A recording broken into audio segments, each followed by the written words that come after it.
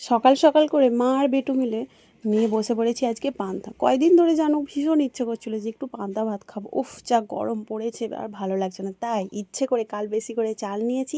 আর আজকে হয়েছে দেখো আমাদের পান্তা ভাত। তো পান্তা ভাতের সাথে আমাদের কি আছে দেখো, আলু ভাজা, তার সাথে এই যে ঝাল চানাচুর পেঁয়াজ দিয়ে মাখা। উফ, সত্যি এটা এত ভালো লাগে না। তোমরা কারা কারা আমার মতো ঝাল চানাচুর খাও অবশ্যই জানাবে। আর জানো তো, আমার একটা খুব বাজে বদ অভ্যেস আছে, ভাতের সাথে যদি আমি অল্প কটা মুড়ি না নিই না, আমার এক্কেবারে ভালো লাগে না। সেটা দিনেই হোক আর মানে রাতেই হোক, মানে জল দেওয়া ভাতের সাথে আমাকে মুড়িটা নিতেই হবে, তা নাহলে না আমার ঠিক খেয়ে একেবারে হজম হয় না। তো যাই হোক, তোমরা কারা কারা আমার মতো পান্তা ভাত লাভার আছো অবশ্যই একটু কমেন্ট করে জানিও। আর হ্যাঁ, আর যদি খেতে চাও তাহলে অবশ্যই আমার বাড়িতে চলে আসো।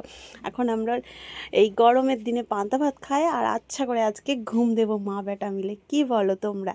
সত্যি এই স্বাদের কিন্তু কোনো ভাগ হবে না। এই যে ঝাল ঝাল করে লঙ্কা তেল করে পান্তা ভাত, আর সবথেকে বেশি ভালো হয় যদি মাছ মাখা করা যায়। তো যাই হোক, এখনো অবধি মাছ আসেনি, তো এগুলো দিয়ে এখন পান্তা ভাতটা খেয়ে নি জমিয়ে, কি বলো?